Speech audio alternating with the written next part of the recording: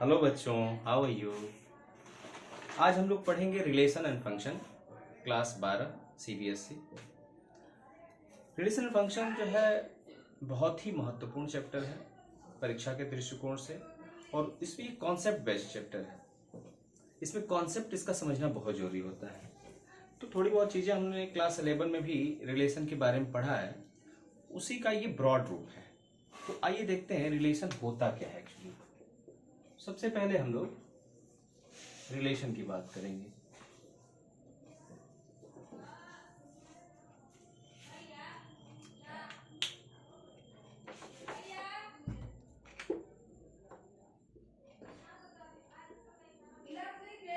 Relation relation समझने के लिए हमको समझना पड़ेगा कि ये ए क्रॉस बी क्या होता है, अर्थात कार्टेशियन प्रोडक्ट।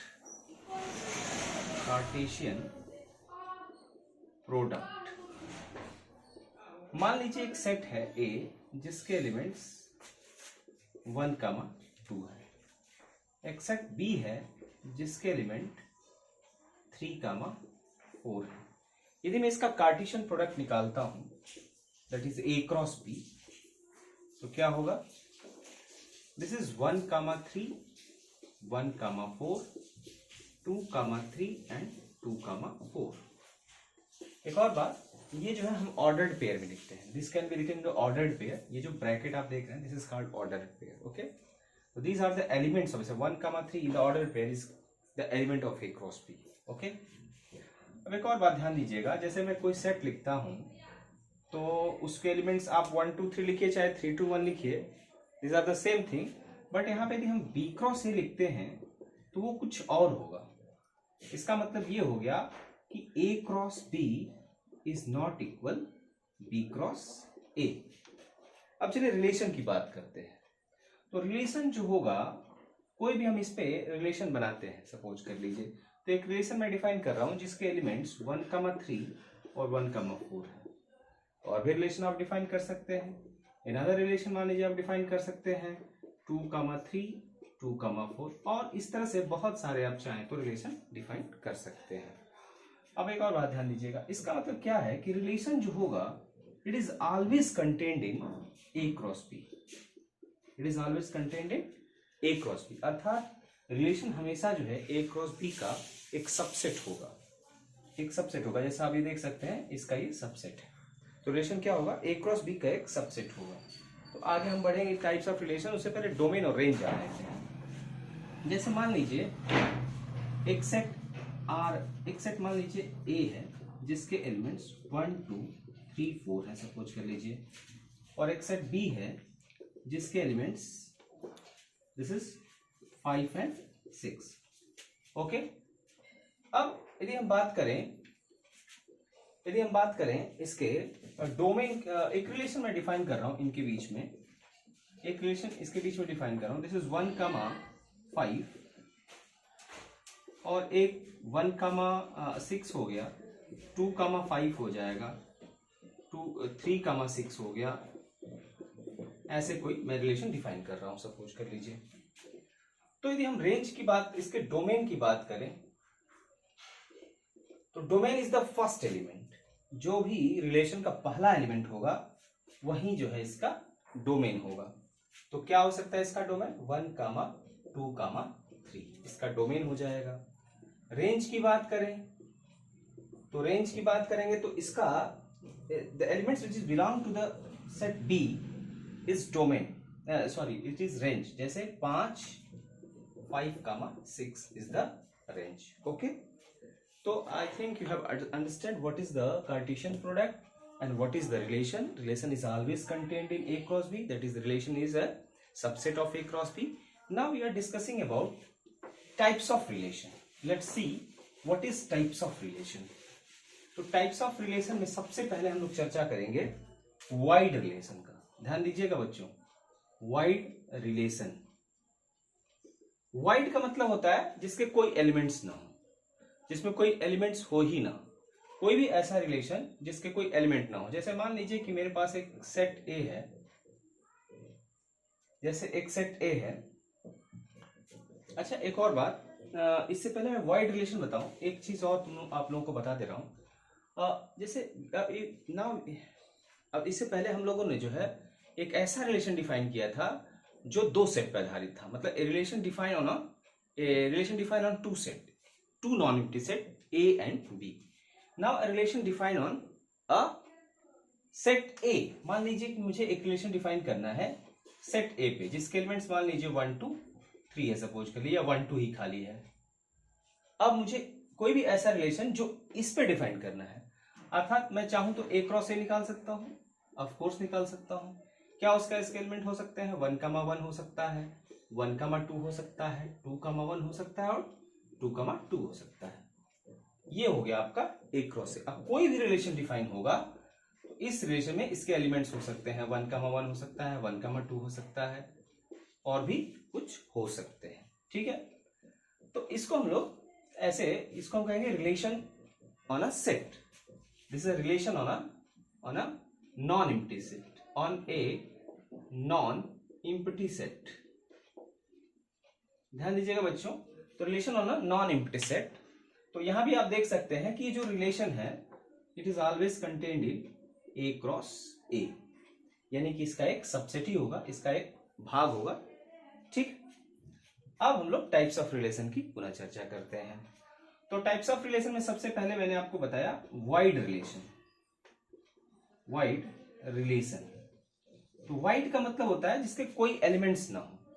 जैसे मान लीजिए मेरे पास एक रिलेशन है, एक रिलेशन कोई भी डिफाइन है, let us suppose to be A, एक सेट ए है जिसके एलिमेंट्स मान लीजिए 1 2 3 है, सपोज कर लीजिए दिस इज 3, और मैं एक रिलेशन डिफाइन कर रहा हूं इस पे जिसके एलिमेंट्स कुछ इस तरह से ले रहा हूं 1, 2, फिर ले रहा हूं मैं 2, 3 ले रहा हूं, और मान लीजिए मैं 3, 3 ले रहा हूं। सपोज कर लीजिए एक रिलेशन मैंने डिफाइन कर दिया, एक रिलेशन कोई भी एक है। अब मुझे वाइड रिलेशन दिखाना है, स्पेशल टाइप का रिलेशन दिखाना है, तो वाइड रिलेशन में ऐसा एक रिलेशन लिखूंगा, जैसे मान लीजिए एक रिलेशन डिफाइंड एज, ऐसे मैं कह सकता हूं कि एक सेट है जिसमें a माइनस बी, एक relation is defined as a minus B is greater than or equal 100।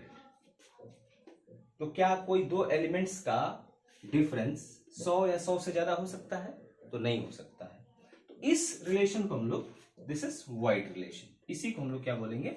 Wide relation. तो ऐसा हो ही नहीं सकता है कि किसी दो एलिमेंट्स का जो, ऐसा हम इसके कोई भी रिलेशन ऐसा डिफाइन ही नहीं कर सकते, या कोई भी ऐसा हम लोग सबसेट इसका नहीं ले सकते हैं जिसके लिए a माइनस बी क्या हो, उसका डिफरेंस 100 या 100 से ज्यादा हो। ठीक है, तो आइए इसके बाद चलते हैं हम लोग आइडेंटिटी रिलेशन की बातें। तो आइडेंटिटी रिलेशन क्या होता है? ध्यान दीजिएगा बच्चों, आइडेंटिटी रिलेशन, तो आइडेंटिटी रिलेशन किसे कहते हैं? तो उसके जानने के लिए आइडेंटिटी रिलेशन, आइडेंटिटी रिलेशन, जैसे मान लीजिए एक सेट ए है, सपोज कर लीजिए, जिसके एलिमेंट्स 1 2 और 3 है। ठीक है, अब आइडेंटिटी, मैं एक रिलेशन बना रहा हूं जिसके एलिमेंट्स 1, 1 हो, 2, 2 हो, और 3, 3 हो।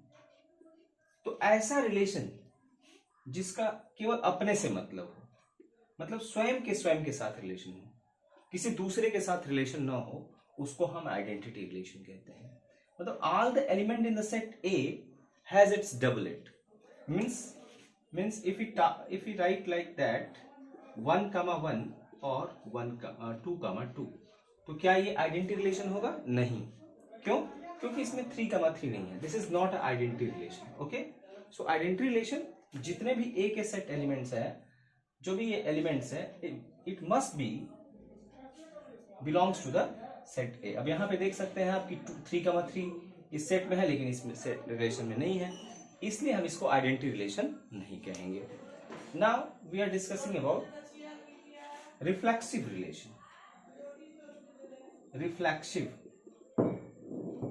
रिलेशन, अब देखिए रिफ्लेक्सिव रिलेशन क्या है? तो रिफ्लेक्सिव रिलेशन ये कहता है कि कोई भी ऐसा रिलेशन जिसका अपने के साथ तो मतलब हो, साथ में किसी अपने दूसरे के साथ भी मतलब रखता हो। जैसे इसके रिलेशन को हम लोग 1, 1 लिख सकते हैं, 2, 2 लिख सकते हैं, 3, 3 लिख सकते हैं, और इसके साथ मान लीजिए आपका 1,3 हो जाए, तो ये क्या हो जाएगा, ये रिफ्लेक्सिव रिलेशन हो गया। तो रिफ्लेक्सिव रिलेशन में जितने भी एलिमेंट्स हैं उन सभी एलिमेंट्स के डबलेट होने चाहिए, साथ में यदि कोई किसी दूसरे के साथ भी कनेक्ट हो तो वो रिफ्लेक्सिव रिलेशन हो जाएगा। ठीक है बच्चों, तो ध्यान दे रहे हैं ना। तो रिफ्लेक्सिव रिलेशन क्या होता है, सबका अपने के साथ तो रिलेशन हो, किसी दूसरे के साथ ही रिलेशन होना चाहिए रिफ्लेक्सिव में। और आइडेंटिटी में क्या होना चाहिए, आइडेंटिटी में सबका बस केवल होना चाहिए। मैं ऐसे दूसरे शब्दों में कह सकता हूं कि identity relation is a reflexive relation. Identity relation एक प्रकार से रिफ्लेक्सिव हो सकता है, but reflexive relation is not a identity relation. ठीक है बच्चों, इसी तरह से हम लोग बात करेंगे सिमेट्रिक रिलेशन। अब देखिए सिमेट्रिक रिलेशन क्या होता है। जैसे मान लीजिए कि मैंने कोई एक रिलेशन डिफाइन किया किसी एक सेट पे, जिसके सपोज टू बी एलिमेंट्स 1 2 3 ही है। तो मान लीजिए मैंने इस रिलेशन में डिफाइन किया 1,2 हो और इस रिलेशन को 2,1 हो। अर्थात कोई भी यदि एलिमेंट है, कोई भी 1 यदि रिलेटेड टू 2 है तो 2 मस्ट बी रिलेटेड टू 1। तो कोई भी ऐसा रिलेशन जिसमें यदि एक के दूसरे के साथ कनेक्ट हो तो दूसरा भी एक के साथ एक रिलेशन रखता हो। ओके, यानी कि 1,2 है तो 2,1 होना चाहिए, उसका उल्टा होना चाहिए। ठीक है, तो सिमेट्रिक रिलेशन का मतलब ऐसा रिलेशन जिसमें जितने सेट हो उसके उल्टे भी मौजूद हो। जैसे if 1 is related to 2 then 2 and 2 related to 1, this is called symmetric relation. अब इसके एग्जांपल भी देख सकते हैं हम। सपोज कर लीजिए रिफ्लेक्सिव का भी मैं एग्जांपल एक दिखा दे रहा हूं। जैसे मान लीजिए कि दो लाइंस हैं। सपोज कर लीजिए a line is parallel to another line. कोई लाइन एक पैरेलल है, जैसे मान लीजिए L1 is parallel to L2। मान लीजिए एक लाइन L1, ये एक लाइन है L1 और ये दूसरी लाइन L2 के पैरेलल है। तो हम क्या कह सकते हैं कि L1 पैरेलल टू L2। ठीक है, और देखिए एक और बात ध्यान दीजिएगा, ये रिफ्लेक्सिव होगा कि नहीं, रिफ्लेक्सिव होगा, क्योंकि स्वयं तो स्वयं के पैरेलल होगा ही। तो हम इसको कह सकते हैं ना कि रिफ्लेक्सिव भी है। सिमेट्रिक की बात करें तो सिमेट्रिक भी है।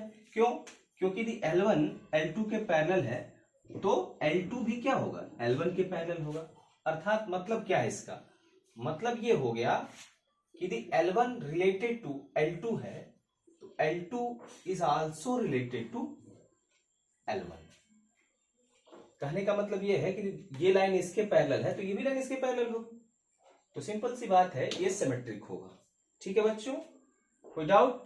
और भी आप एग्जांपल ले सकते हैं। जैसे मान लीजिए आप ले सकते हैं कि एक लाइन L1 है और ये L2, मान लीजिए L1 लाइन है, ये L2 लाइन है। मतलब L1 मान लीजिए एक रिलेशन में डिफाइन कर रहा हूं जिसमें मैं लिख रहा हूं कि L1 इज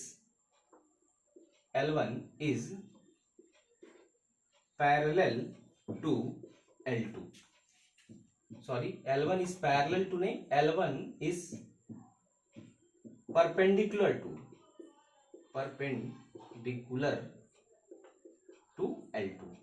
अर्थात यदि कोई एक रेखा दूसरी रेखा के पहले, मान लीजिए L1 है, ये L2 है। सपोज कर लीजिए, यदि आपको ये क्लियर नहीं दिख रहा हो तो मैं इसको थोड़ा मिटा दे रहा हूं, ध्यान दीजिएगा। जैसे मान लीजिए कि एक रेखा है, ये L1 और इस पे एक परपेंडिकुलर लाइन ये L2 है। तो मैं कह सकता हूं ना कि L1 परपेंडिकुलर टू L2 या L2 परपेंडिकुलर टू L1। तो यदि हम सिमेट्रिक की बात करें तो सिमेट्रिक तो हो जाएगा कि जिसे L1 रिलेटेड टू L2, यानी कि L1 परपेंडिकुलर टू L2 तो L2 भी L1 के परपेंडिकुलर होगा। क्लियर है बच्चों? तो सिमेट्रिक का मतलब उल्टा भी होना चाहिए। यदि L1 L2 के परपेंडिकुलर है तो L2 भी L1 के परपेंडिकुलर होना चाहिए। जहां तक रिफ्लेक्सिव की बात है तो रिफ्लेक्सिव तो होगा नहीं। क्यों?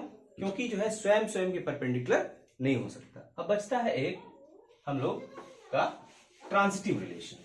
तो देख लेते हैं ट्रांजिटिव रिलेशन क्या होता है। तो ट्रांजिटिव रिलेशन में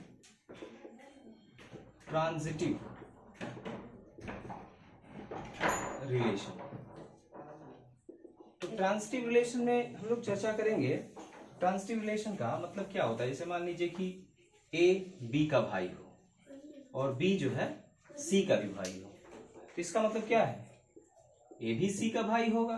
तो ट्रांजिटिव मतलब एक का रिलेशन दूसरे को परिवर्तित करना।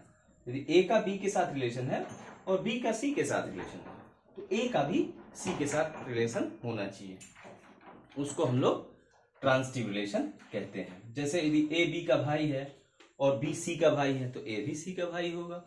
तो ये आप लोग को समझ में आ गया। जैसे मान लीजिए कि मैं कोई एक सेट लेके दिखा रहा हूं, जैसे मान लीजिए एक सेट जिसके एलिमेंट्स मान लीजिए 1 2 3 है सपोज कर लीजिए, और मैं एक रिलेशन डिफाइन कर रहा हूं जिसमें 1 2, ध्यान दीजिएगा 2 3 1 3।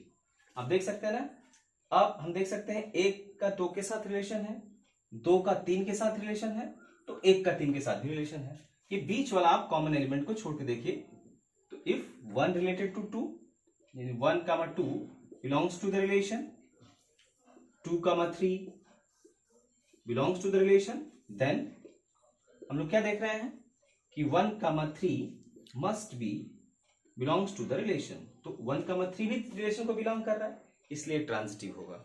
एक और बात ट्रांजिटिव के लिए बहुत महत्वपूर्ण है, यदि मान लीजिए कोई रिलेशन कुछ इस तरह से डिफाइन है, जैसे मान लीजिए इसमें केवल 2 3 हो सपोज कर लीजिए, तो यदि इसका एक कोई भी एक सिंगलटन हो, चाहे इसमें और कोई पेयर ना हो, तो हम इसको ट्रांजिटिव मानेंगे, क्योंकि जब इसमें दूसरा पेयर है ही नहीं तो उसको ढूंढेंगे नहीं।